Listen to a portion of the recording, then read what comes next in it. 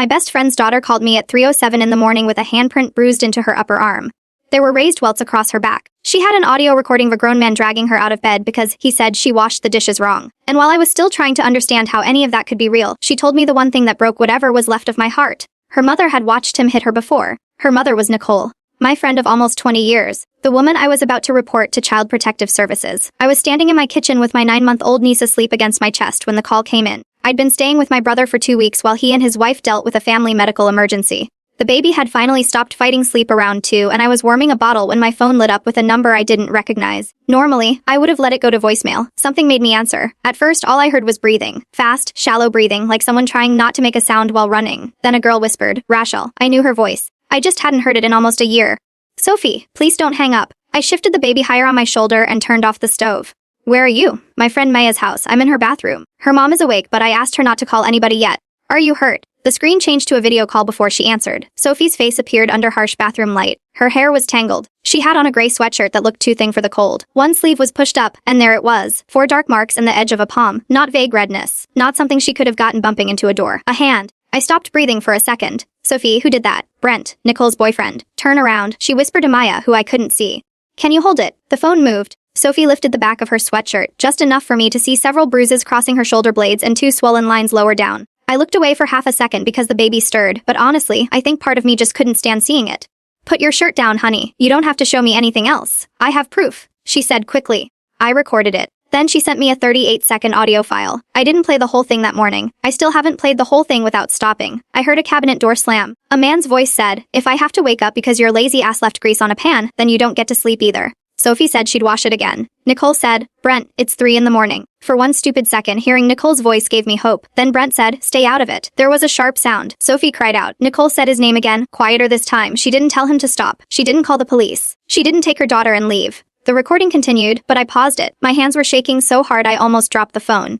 "Has he done this before?" I asked. She gave me one small nod. "Has your mother seen it before?" Another nod. "Does he hit her?" "I don't think so. He yells at her. He breaks things. But I don't think he hits her." "Then why doesn't she stop him?" The second the words left my mouth, I regretted asking. That wasn't a question a terrified 15-year-old should have to answer for an adult. Sophie looked down at the bath mat. "She says he gets worse if she argues." That answer hurt more than if she'd said she didn't know. I'd known Nicole since we were 17. We met in the back row of a high school health class after she whispered that the plastic baby the teacher used for cardiopulmonary resuscitation looked like it had already given up on life. I laughed so loudly we both got moved. By graduation, we were inseparable. Nicole was the kind of person who could make strangers tell her their secrets in a grocery store line. She was loud, funny, and absolutely fearless when the danger belonged to someone else. In our 20s, we helped set up donation booths for a local domestic violence shelter. We spent 2 summers volunteering with an at-risk youth program. Nicole once stood in a parking lot for 40 minutes talking a 14-year-old girl out of getting into a car with a much older boyfriend. She knew every phrase. Isolation, financial control, threats disguised as jokes. Holes in walls before the holes appeared in people. She taught other women how to name those things. That was the Nicole I knew. She married Sophie's father, Aaron, when we were 23. He was quiet in a way that balanced her. He remembered everyone's coffee order and never once acted annoyed when Nicole and I turned a 5-minute phone call into 2 hours. Sophie was born a year later, with Nicole's dark eyes and Aaron's serious little frown. I wasn't her aunt, no matter how many times Nicole called me Aunt Rachel. We lived in different states for most of Sophie's childhood, so I saw her a few times a year at best.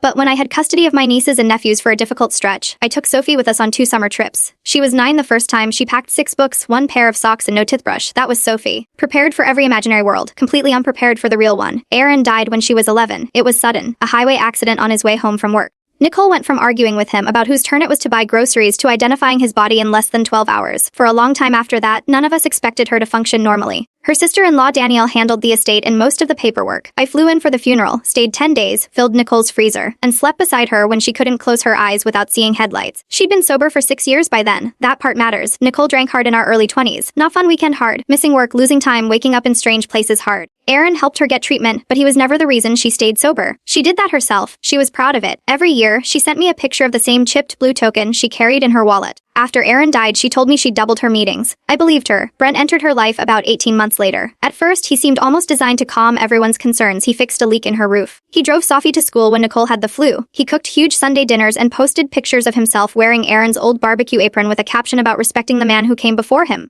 I thought the caption was a little performative. Nicole thought it was beautiful. She called me one night and said, I finally found someone who understands that Sophie comes first. 6 months later, she explained why they weren't married. According to Nicole, Brent said marriage might interfere with the Social Security survivor payments Sophie received from Aaron's record. I remember sitting at my desk and thinking that didn't sound right. The money belonged to Sophie because her father died. Why would her mother's new marriage erase that? When I asked, Nicole got defensive. Brent researched at Rachel. He's trying to protect her future. I told her to confirm it directly with Social Security. She changed the subject. That was one of the first small moments that bothered me. Not enough to accuse anyone. Not enough to call anybody. Just enough to stay in my mind.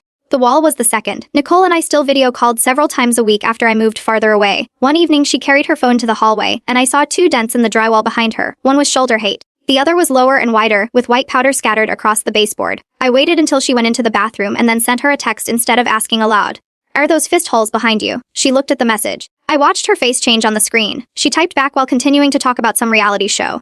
Yeah, he's going to fix them. His father had just died and he had a really hard night. I asked if she was safe. She wrote, of course. Then she deleted the text. After that, our video calls stopped. At first, she said her camera was broken. Then the internet was unreliable. Then Brent worked nights and slept during the day, so voice calls were easier. Soon even those calls became rare. When I did reach her, she always put me on speaker. I could hear Brent moving in the background. Sometimes he answered questions I'd asked Nicole. If I said, I miss seeing your face, he joked that I was clingier than a boyfriend. Nicole laughed. I didn't. I asked her directly 3 times if he was hurting her. The first time she said I was projecting because of the youth work we'd done. The second time she said Brent was passionate and sometimes loud, but never cruel. The third time she stopped speaking to me for almost a month. I tried a different approach after that. I stopped naming him. I sent ordinary messages. Pictures of food, old photos from high school. Stupid videos. I wanted to leave a door open because every training I'd ever taken said isolation made danger worse. But I was doing all of that for Nicole. I wasn't thinking enough about Sophie. There were signs there too. Her grades dropped. Nicole mentioned it like it was normal teenage rebellion. Sophie stopped going on the annual lake weekend with Danielle. Then she started spending nearly every afternoon and most weekends at Danielle's house, which Nicole described as free babysitting. Once 8 months before the call, Sophie messaged me from Nicole's account. Do you think adults should keep secrets for kids? I answered that it depended on the secret. Birthday presents, yes. Someone being hurt or unsafe, no. The typing bubble appeared, disappeared, and appeared again. Then she wrote, okay, it was just a question for school. I asked if she wanted to talk. She said no. I told myself not to push. I told myself she knew how to reach Danielle, who lived 20 minutes away. I told myself teenagers asked strange questions. At 3:07 that morning, I realized she'd been testing me. Back in Maya's bathroom, Sophie was still watching my face like she needed to know whether I believed her. I believe you, I said. Her shoulders dropped, not relaxed, just 1 inch lower. We need to get you medical help and contact the police. Please wait until Aunt Dani gets here. Where is she? 600 miles away. She's on vacation. Maya's mom called her. She's trying to get a flight. 600 miles. It was the first weekend in almost a year that Danielle had gone anywhere without Sophie. Nicole had insisted Sophie stay home because Brent wanted a family weekend. Danielle had driven to visit a college friend in another state. According to Sophie, every flight she found that night was either sold out or delayed. Why do you need to wait for Dani? I asked. Because the police came before and they left me there. Every part of me went cold. When? Last fall. It was really bad, but Mom said I fell. The police talked to Brett outside. Child Protective Services never came. If they come before Aunt Dani, what if they put me in the children's home? Or what if Mom makes me go back? She'd thought through outcomes no child should have to understand. Maya's mother, Mrs. Patel, came into view then. She wore a robe over sweatpants and looked terrified but steady. She's safe here, Mrs. Patel said. The doors are locked. My husband is downstairs. Brent doesn't know she's here as far as we know. I asked whether they'd called the police. Not yet. Sophie begged us to wait for her aunt. I don't want to make the wrong choice. I understood the fear. I also knew we couldn't treat a promise to a frightened child as more important than an immediate medical risk. Is she bleeding? I asked. Mrs. Patel said no. Any trouble breathing? Did she lose consciousness? Was she hit in the head or stomach? Sophie shook her head. Mrs. Patel said she checked her pupils and there was no vomiting or dizziness. She wasn't a medical professional, but she knew the emergency warnings from coaching youth soccer. I said, if any of that changes, call 911 immediately. Don't wait for anyone. Keep every door locked. Don't answer Nicole or Brent. Don't tell them where Sophie is. And send the original recording to 2 safe places without editing it. Sophie had already done that. She sent it to Danielle, to me, and to a private email account Aaron had helped her make for school projects years earlier. She'd also photographed her arm and back in Maya's bathroom with the time visible on the phone screen. Sharp mind. She had both. Danielle called me 20 minutes later from a rental car counter. No flights. She'd rented the last mid-size car available and was starting the drive home. Her voice was controlled in a way that scared me more than crying would have. I need you to stay on the phone with them, she said. I need you to make sure Nicole doesn't talk her into going home. Do you know about the bruises? There was a long silence. Not these. I knew he grabbed her once. Nicole swore it was the only time. I should have done more. That sentence would be repeated by almost every safe adult in the next week. I should have done more. Mrs. Patel made up the guest room for Sophie, but Sophie refused to leave the Brent room until she knew Brent wasn't outside. Her phone had been left at home because Brent collected it every night at 10. She'd escaped with a school Chromebook in her backpack, but it only worked on approved networks and had no messaging apps. Maya had given her an old phone connected to wireless internet. That was how she called me. I asked how she got out. She went quiet. You don't have to tell me now, I said. I waited until he went back to the bedroom. Mom was cleaning the pan. I put on my shoes in the laundry room and left through the side door. Did Nicole see you? Sophie nodded. What did she do? She looked at me. I thought she was going to stop me. Then she looked toward the bedroom and said, take a coat. I closed my eyes. That one line held everything that was impossible about Nicole. Some part of her knew Sophie needed to run. Some part of her was still too afraid, too impaired, or too attached to leave with her. She hadn't saved her daughter, but she hadn't locked the door either. At 6 in the morning, Nicole started calling Maya's house. Mrs. Petal didn't answer. Brent called from 2 different numbers. Then Nicole sent Sophie an email through her school account. Come home. Brent is calm now. We can talk as a family. Sophie forwarded it to me without responding. At 7:15, Brent sent another message from Nicole's email. You stole from this family and ran away because you didn't want consequences. The police already know you're unstable. That told us they knew where the school Chromebook was registered, but not where she was physically. I told Mrs. Petal to turn the Chromebook off and put it aside for police. At 8:42, Danielle was still 4 hours away. She called the local police non-emergency number herself and explained that a minor with visible injuries was safe at a friend's house, that she was driving to assume care, and that the family wanted an officer and medical documentation as soon as she arrived. The dispatcher told her a delay wasn't guaranteed and that someone might be sent sooner. We accepted that. Sophie had been heard. The adults now had to make safety decisions. 2 officers arrived at the Petal house 25 minutes later. Mrs. Petal stayed with Sophie until a female officer came inside. They photographed the visible injuries, collected the audio file, and asked only the questions necessary to decide immediate safety. An ambulance wasn't required, but they arranged for Sophie to be examined at a hospital after Danielle arrived. The officers didn't take her back. They also didn't promise what would happen next. One of them said a detective would contact Danielle and that a child protection report was required. That uncertainty frightened Sophie. She kept asking whether they could force her home before her aunt arrived. The female officer told her, right now, nobody's taking you anywhere without explaining what's happening. Your aunt's on her way. We know that. It wasn't a perfect promise. It was an honest one. Danielle pulled into the Petals' driveway shortly after noon. She'd been driving for nearly 10 hours with stops only for guests. The second Sophie saw her through the window, she ran outside in socks. Danielle barely got the car door open before Sophie reached her. I watched through Mrs. Petal's phone as Danielle wrapped both arms around her niece and lowered them to the driveway because Sophie's knees gave out. Neither of them said anything for almost a minute. Then Sophie whispered, I'm sorry you had to come back. Danielle pulled away just enough to look at her. You never apologized for making me come get you. Ever. That was when I called Child Protective Services. The intake worker asked for names, addresses, dates, injuries, the location of the child, the police incident number, and whether a safe relative was present. I told her everything I knew and clearly separated what I'd witnessed from what Sophie had reported. I told her about the wall holes. I told her our video calls had stopped. I told her Nicole's history of alcohol misuse and that I had no proof she'd relapsed. I told her about Sophie's question 8 months earlier. I told her that police had apparently been involved once before without a Child Protective Services visit. Finally, the worker asked my relationship to the family. I said, her mother is my best friend. My voice cracked on the word is, not was, not yet. The worker gave me a report number and said an investigator had already been scheduled for that afternoon because law enforcement had made a parallel referral. When I ended the call, I stood in my brother's kitchen staring at the dark screen. The baby's bottle had gone cold. The tortillas I'd thrown into the oven hours earlier were black around the edges. I started crying so hard I had to sit on the floor. Nicole called 12 minutes later. I almost didn't answer. Then I remembered that everything she said could matter. I started recording only after the phone announced that the call would be recorded. I live in a state where consent rules are strict, and I wasn't going to create an evidence problem by trying to be clever. Nicole stayed on the line anyway. Where is my daughter? She demanded. Safe. With Daynid. Safe. I repeated. Rachel, you have no idea what happened. Sophie's been out of control for months. She lies. She skips school. She steals. Brent tried to discipline her, and she attacked her. I'd seen the handprint. I'd heard the recording. Don't do this, Nicole. I'm telling you the truth. Then why did you tell her to take a coat? Silence. Sophie told you that. Wes. More silence. I could hear a car turn signal clicking in the background. Brent didn't mean to hurt her, Nicole said finally. He was exhausted. She'd been pushing him all week. She knows exactly how to set him off. There it was. The sentence Nicole and I had taught teenagers to recognize. The victim made me do it. The child knew how to provoke him. His loss, his stress, his exhaustion mattered more than the bruises he left. You heard him hit her. I said. I tried to stop it. Nah, you said his name. That's not the same thing. You weren't here. You're right. I was 1,000 miles away and your daughter still had to call me. Nicole began crying, not loud, dramatic sobs. The quiet kind that used to make me drop everything and drive across town. You don't understand what he's like when people interfere. Then help us keep Sophie away from him. I can't just destroy his life over one bad night.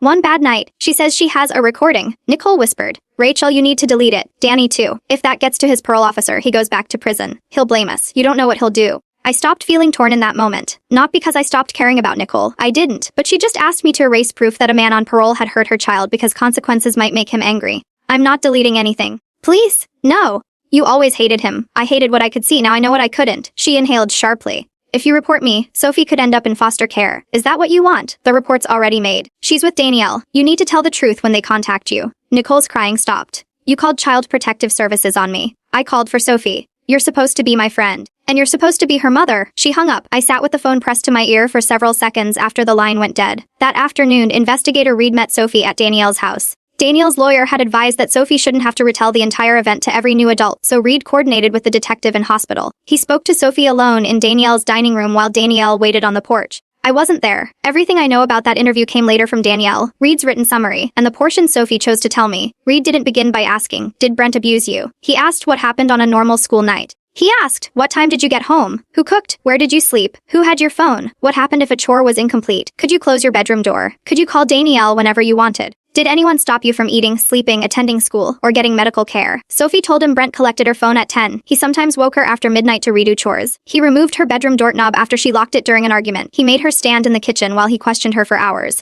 Nicole usually sat at the table and told her to apologize so it would end faster. Reed asked whether Brent had struck her before. Sophie said yes. He asked whether Nicole had. Sophie hesitated. "Not like him," she said. That answer opened another door. Nicole had begun calling her selfish, manipulative, and ungrateful. She told Sophie that Aaron would be ashamed of the way she treated Brent. Twice, she threatened to sign over custody to the state if Sophie kept trying to break up the family. Once, she threw a framed picture of Aaron across the room and blamed Sophie when the glass broke. Sophie hadn't told Danielle because she was afraid Danielle would confront Nicole and lose access to her. She hadn't told the school because Brent said teachers were required to send children straight to foster homes.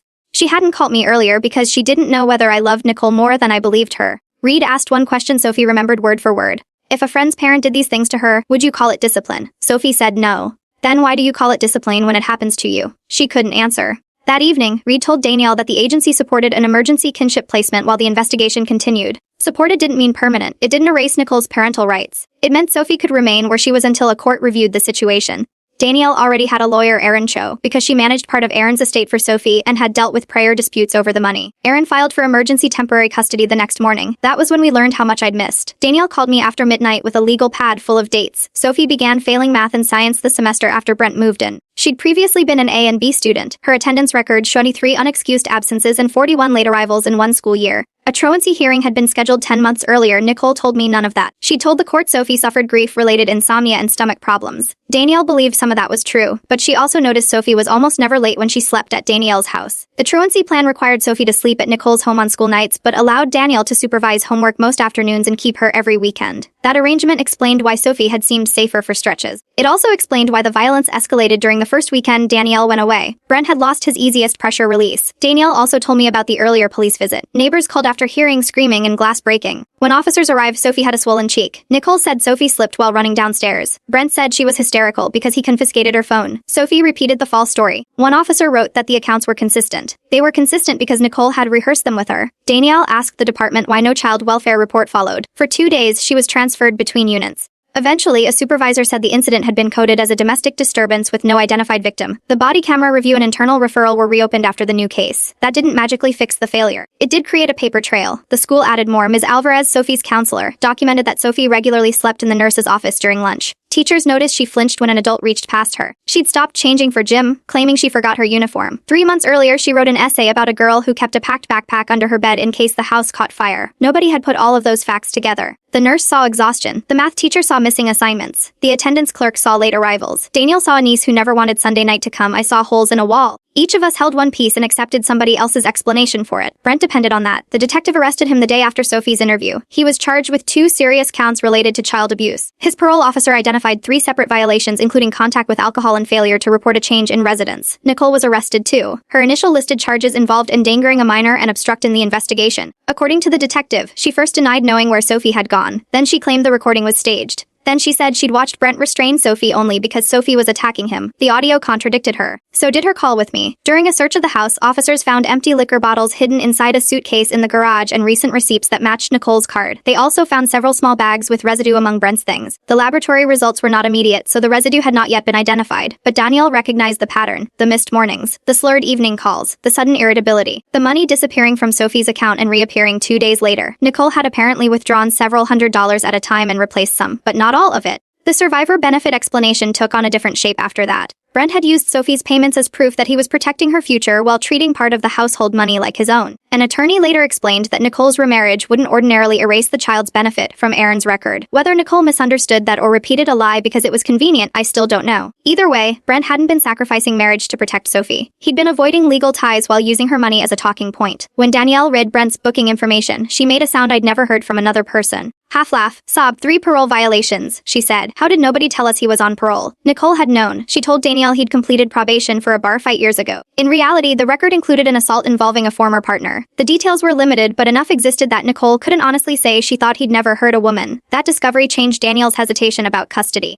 Before the arrest, she worried that asking for long-term placement would look like taking advantage of Nicole's crisis. Danielle loved her brother's widow. She'd spent 4 years trying to help without becoming the enemy Nicole could use to isolate Sophie. After reading the charges and hearing the recording, she stopped worrying about looking disloyal. She hired Aaron for the custody case and gave her everything: the attendance records, the truancy plan, the hospital photographs, the audio, my screenshots of the wall, and Nicole's explanation. The email telling Sophie to come home because Brent was calm, receipts showing Danielle had provided school clothes, dental visits, tutoring, and most weekend transportation for nearly a year. At the emergency hearing, Nicole appeared by video from county jail. Brent wasn't included because he had no parental rights. Nicole's appointed attorney argued that Sophie had been influenced by Danielle and me, 2 adults who already disliked Brent. He emphasized that Danielle had extensive control over Aaron's estate, and implied she wanted control of Sophie's survivor money too. It was an ugly argument. It was also predictable. Aaron didn't respond by calling Nicole a monster. She walked through dates. She showed that Danielle's financial role existed before Brent arrived. She showed the truancy plan placed Sophie with Danielle because school attendance improved there. She showed that Sophie contacted me from a friend's phone before Danielle knew where she was. She showed that the audio began before any of us spoke to Sophie. The judge didn't decide the entire future in one morning. She granted Danielle temporary physical custody. Nicole received no unsupervised contact while the criminal and child welfare investigations continued. Any phone calls required approval from Sophie's therapist and the caseworker. The court ordered a full home study, a substance use evaluation for Nicole, and a later review. Temporary. That word frustrated people online when they heard about the case. They wanted permanent termination, immediate punishment, and a clean ending. Real systems rarely give clean endings in the first week. Temporary meant Sophie knew where she'd sleep that night. That was enough for the moment. 3 days after the hearing, Nicole asked her attorney to send me a message. It said she needed to explain what really happened and begged me to take back the part of my report about suspecting relapse. She said the hidden bottles were Brent's. She said she moved money only to pay household bills. She said I'd destroyed the one relationship that made her feel safe after Aaron died. Then she called from the jail. The automated recording announced the source. I accepted. You got what you wanted, she said. What do you think I wanted? Brent's locked up. Sophie's with Danny. Everyone thinks I'm some kind of monster. I didn't answer. She continued. I know I made mistakes, but I was scared of him too. I believe you were scared. Then tell them. I did tell them. I told Child Protective Services I thought you might be in an abusive relationship. Tell them I was a victim. You can be a victim and still be unsafe for Sophie. She began crying again. You don't know what it's like to lose your husband and then finally find someone who makes you feel wanted. No, I said. I don't. But Sophie knows what's like to lose her father and then watch her mother choose the man hurting her. That's for almost 20 years, Nicole and I had survived every version of each other. Bad relationships, funerals, addiction, my divorce, her grief. There'd always been a path back through humor, apologies, and long phone calls. This was different. She wanted my love to change what I knew. It couldn't. I still love you, I said. I also believe you can't take care of Sophie right now. Both things are true. How can you say you love me after doing this? Because protecting you from consequences isn't the same as loving you. She called me self-righteous. She said I'd always wanted to prove I was better at saving children because I'd cared for my nieces and nephews. She accused Danielle of stealing Aaron's money. She said Sophie had always been dramatic. Then, just before the call ended, she said something very quietly. I told her to take a coat. I know. I wanted to go with her. Why didn't you? Nicole didn't answer before the line disconnected. That was the last time I spoke to her directly. For weeks, I kept replaying that unfinished answer. Part of me wanted it to contain a reason powerful enough to restore the woman I remembered. Maybe Brent had threatened to kill them. Maybe she was intoxicated. Maybe years of fear had reduced her choices to whatever kept him calm for another hour. All of those things could have been true. None changed what Sophie needed. Sophie began therapy with a specialist Danielle's lawyer recommended. The first sessions weren't dramatic breakthroughs. She barely spoke. She sat with her knees pulled up and asked the therapist whether anything she said would be used to send Nicole to prison. She still protected her mother. At Danielle's house, she slept with the hall light on. She placed a chair under her bedroom doorknob even though the door locked. She woke at 2 or 3 every morning and checked the kitchen sink. If Danielle left a pan soaking, Sophie washed it before anyone woke. Danielle stopped leaving pans in the sink. Then the therapist told her not to redesign the entire house around Sophie's fear. Safety needed to include learning that an unfinished dish could remain unfinished without anyone getting hurt. So one night, Danielle deliberately left a cereal bowl beside the faucet. Sophie found it at midnight and washed it. The next night, Danielle left another. Sophie stood in the kitchen for almost 10 minutes, then went back to bed. In the morning, Danielle washed it herself. Nothing happened. That became part of their routine. Small, ordinary proof. The school adjusted Sophie's schedule and gave her a late start for 2 weeks. Ms. Alvarez met her at the side entrance so she wouldn't have to explain her absence to classmates. A teacher collected makeup work but removed assignments that existed only to satisfy seat time rules. The district blocked Nicole and Brent from picking her up. Danielle became the only authorized contact until the next hearing. Sophie hated riding the bus from Danielle's neighborhood because it took 40 minutes and smelled like old fries. Her complaints made us happy. Normal teenagers supposed to complain about buses. A month after the call, Sophie asked to speak to me alone on video. Danielle set the phone on the porch and went inside. For a while, Sophie talked about school. Then she said, "Do you want to know why I called you instead of Aunt Danny?" I assumed it was because Danny was driving. That was part of it. She pulled the sleeves of her sweatshirt over her hands. I asked her why. "Because you already knew he was bad." I felt a sharp wave of guilt. Knowing hadn't been enough to protect her. Sophie continued before I could respond. "Mom told me you were paranoid about him. She said you always thought every man was abusive because of the youth group. But when you saw the wall, you texted her so he wouldn't hear." I remembered that. "You saw those messages." Mom left her phone in the kitchen. "I saw your name." She also remembered the question about secrets. "I wanted to see if you'd say you'd keep anything secret. You didn't." "I'm sorry I didn't ask more." "If you had, Mom would have taken the phone." "I wasn't ready anyway." That was hard to accept, but it mattered. Adults like to imagine there is one perfect question that unlocks the truth. Sometimes a child needs to test 10 doors before she risks opening one. "Why didn't you call Danny first?" I asked. "Because she would have driven straight to the house. She loves me, but she gets loud when she's scared. I needed her to get home. I needed you to make the call." "You planned that." She shrugged. "I knew Maya's mom would let me stay. I knew Aunt Danny would come. I knew you worked with kids who ran away from bad houses. I didn't know what order to do it in, but I knew who did what." That was when I finally understood something the comments under stories like this often get wrong. I didn't rescue Sophie, she rescued herself. Maya opened a door, Mrs. Patel kept it locked. Danielle drove 600 miles. The officers documented what they saw. Investigator Reed asked the right questions. Aaron put the facts in front of a judge. I made one phone call because a 15-year-old had already done every difficult part required to reach me. The criminal case didn't end quickly. Brent remained in custody because the new charges and parole violations were handled together. Nicole was released under conditions that prohibited contact with Brent and unsupervised contact with Sophie. She entered a residential substance use assessment after initially refusing. The program confirmed she needed treatment, but her records were private as they should have been. She sent letters through the caseworker. The first blamed Brent, the second blamed grief. The third apologized, but every apology was followed by an explanation. By the fifth, she wrote one sentence Sophie chose to keep. "You should never have had to save yourself from my house." Sophie didn't answer. Nobody forced her to. At the 3-month review, the court continued Danielle's placement. Nicole had begun treatment and parenting classes, but the judge said progress by an adult didn't create an immediate obligation for a child to resume contact. Sophie's therapist recommended no direct visits yet. Nicole's attorney objected. The judge still said no. That was another important moment. For once, Sophie's readiness mattered more than an adult's desire to be forgiven.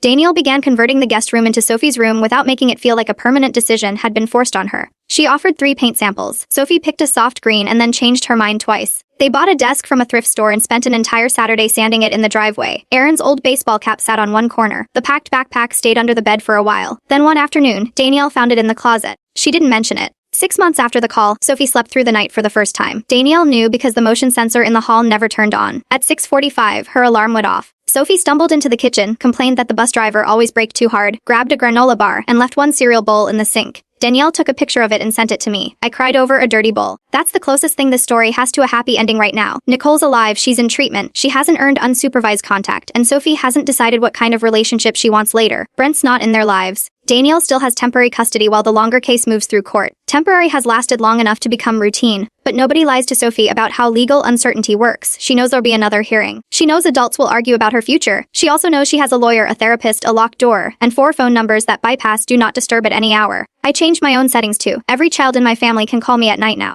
So can Sophie? I should've done that years ago. Last week, she video called me at 3:07 in the afternoon. For half a second, seeing those numbers on the clock stopped my heart.